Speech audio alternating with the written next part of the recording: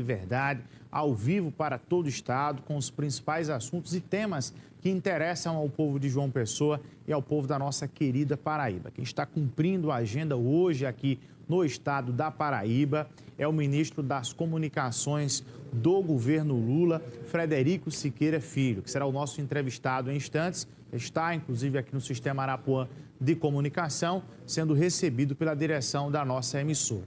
Mas antes eu vou a Brasília. Napoleão de Castro tem acompanhado o dia a dia do poder e dá uma boa tarde para a gente. Boa tarde, Napoleão.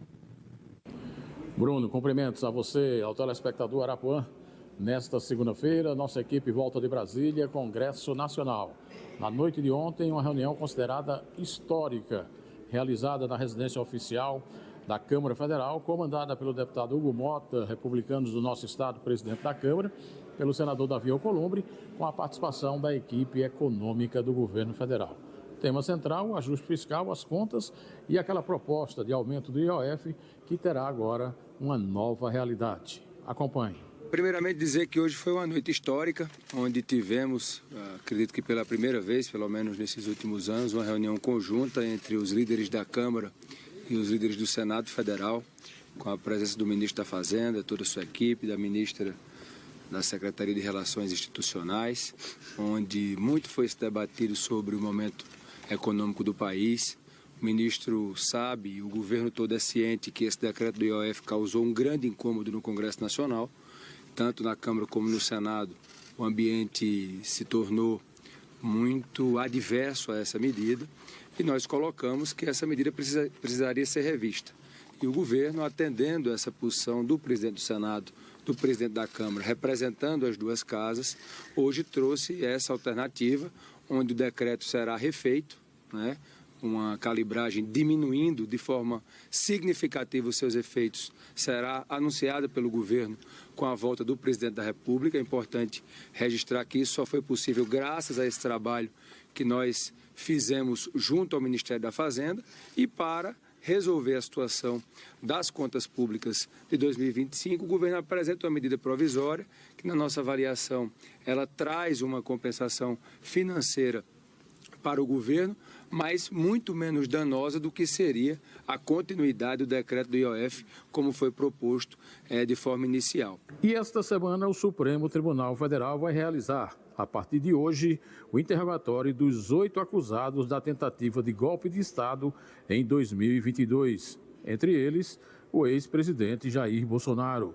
Segundo o Procurador-Geral da República, o grupo faz parte do chamado Núcleo Crucial da organização criminosa que atuou pela ruptura democrática. O primeiro a ser ouvido será Mauro Cid, que fechou uma delação premiada com a Polícia Federal. Os outros 7 réus serão interrogados em ordem alfabética durante a semana. Importante destacar que o presidente Hugo Mota deixou claro também que instalará na primeira semana de julho uma comissão especial para tratar da reforma administrativa e que o Congresso vai enfrentar de vez a questão das isenções fiscais, segundo os números do governo, que chegam a 800 bilhões de reais. De Brasília, do Congresso Nacional, reportagem de Napoleão de Castro. Obrigado, Napoleão de Castro, que diariamente tem acompanhado o dia a dia do poder, a agenda dos paraibanos em Brasília. Quem já está aqui conosco, cumprindo a primeira agenda oficial na Paraíba, é o ministro das Comunicações, Frederico Siqueira Filho.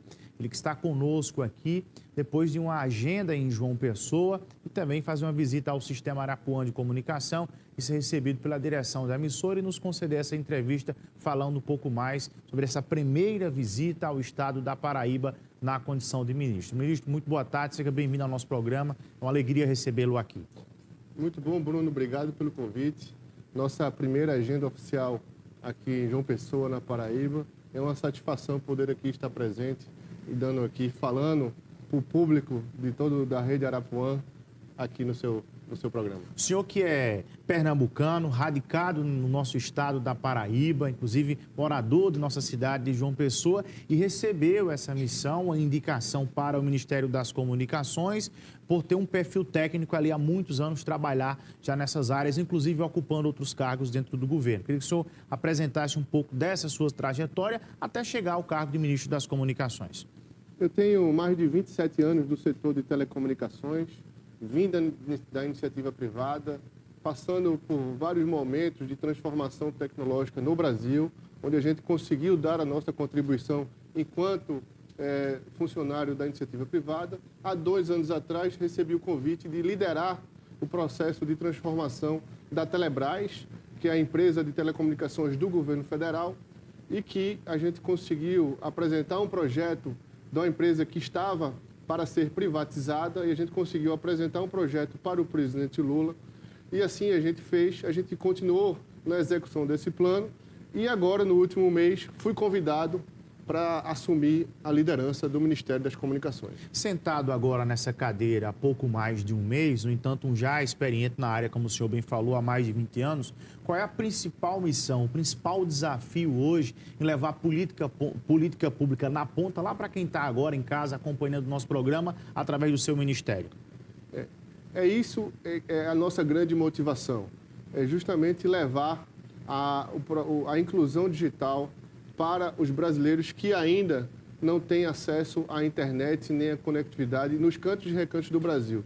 E para que isso aconteça, tem vários programas que o Ministério das Comunicações lidera, em parceria com o setor produtivo, com a iniciativa privada, a exemplo do 5G no Brasil, da implantação do 4G, de conectar escolas, conectar as áreas ribeirinhas, as unidades básicas de saúde, centro de referência e assistência social. Tudo isso tem sinergia com os projetos e programas do Ministério das Comunicações. Dentro dessa linha, eu queria que o senhor explicasse um pouco melhor sobre as questões relacionadas a algumas áreas que ainda são descobertas de qualquer tipo de comunicação, seja através do 3G, do 4G, ou, como o senhor bem falou, através de dados do IBGE, para conseguir chegar nesses distritos? Nessas zonas rurais, onde existem esses vazios tecnológicos, isso é uma prioridade para que a gente consiga levar as ações e a política pública para que a gente acelerasse essa política, para que essa população pudesse ter acesso também à cidadania, a serviços públicos digitais, a conteúdo educacional. A gente está pensando em telemedicina, em parceria com o Ministério da Saúde, enfim.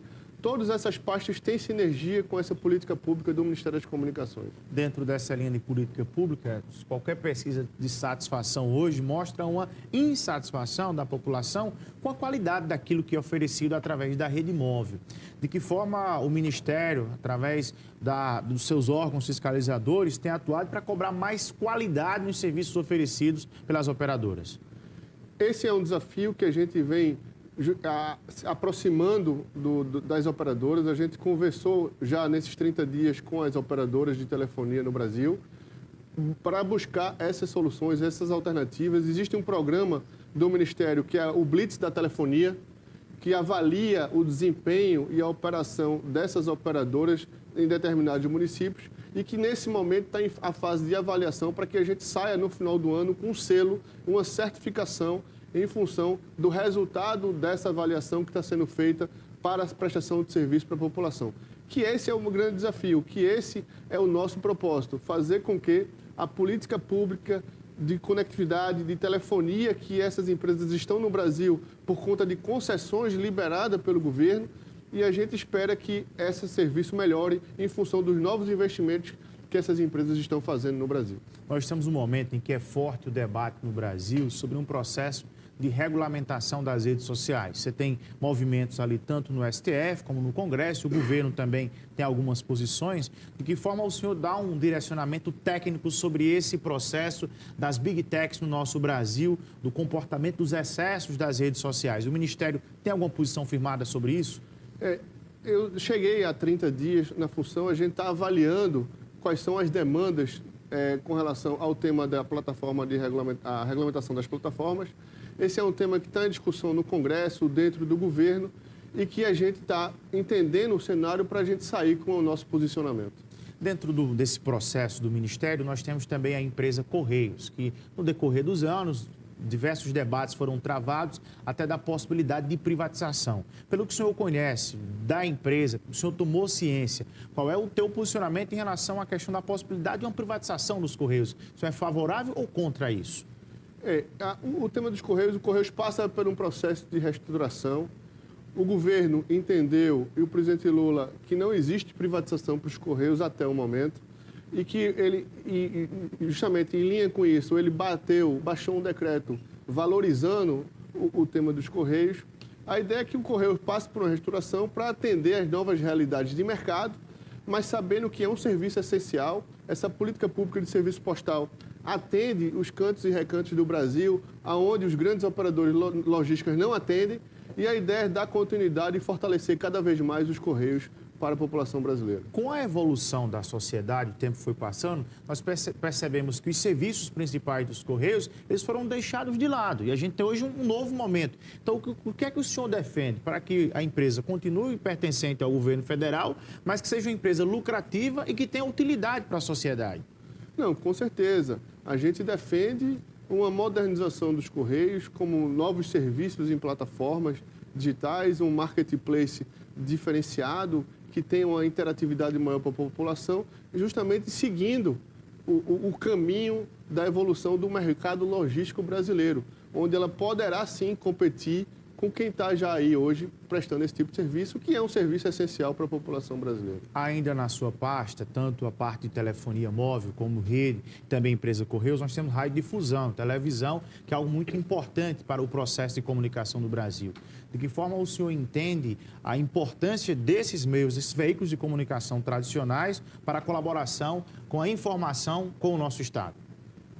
Esse é um serviço essencial, onde a população assiste e ouve muito ainda todos esses sistemas.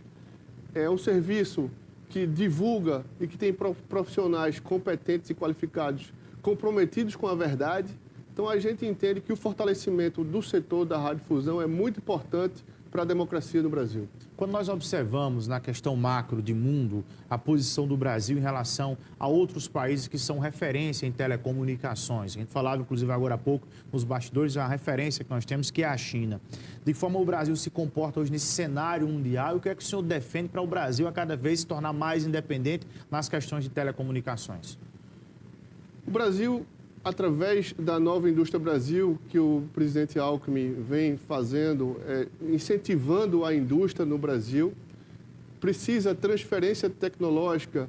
Essa é a motivação que o presidente Lula está saindo do Brasil em busca de novos investimentos e que a gente defende que exista, sim, consolidação no mercado tecnológico com novas experiências, com novas tecnologias, para que a gente possa cada vez mais produzir equipamentos, produzir conhecimento do Brasil e, a partir daí, a gente poder exportar. Em via de regra, todas as operadoras que atuam no Brasil, as empresas, principalmente de redes sociais, deveriam ter os seus provedores hospedados aqui no nosso Brasil. Inclusive, foi palco de discussão na última eleição do Supremo Tribunal Federal, alegando que algumas decisões judiciais não foram cumpridas em razão do provedor ser fora do nosso Brasil. De forma vocês trabalham para ter ali o efetivo cumprimento das decisões judiciais para, exemplo, retirada de material de rede social. Nessa linha, a gente lançou agora há pouco a política nacional de uma tomada de subsídios para a implantação de cabos submarinos, tá? Como também a política nacional de data centers, tá? Então a gente entende que tanto o data center como o cabo submarino é infraestrutura tecnológica para permitir que essas informações fiquem no Brasil, tá? Justamente incentivando isso. Então o Ministério das Comunicações defende novos investimentos em data center no Brasil, defende cabos submarinos ampliando a entrada, que hoje está muito centralizada em poucas cidades, e a gente defende que essa política de investimento de data center também venha para o Brasil, para que essas grandes empresas possam se hospedar aqui dentro. Ministro Frederico Siqueira Filho, muito obrigado pela participação conosco, um grande abraço e boa sorte na sua caminhada. Obrigado, Bruno. Obrigado a todos os telespectadores do Sistema Arapuã, e a gente fica à disposição. Olha, é rápido o intervalo comercial de 1 minuto e eu volto já aqui dentro do nosso programa Rede Verdade.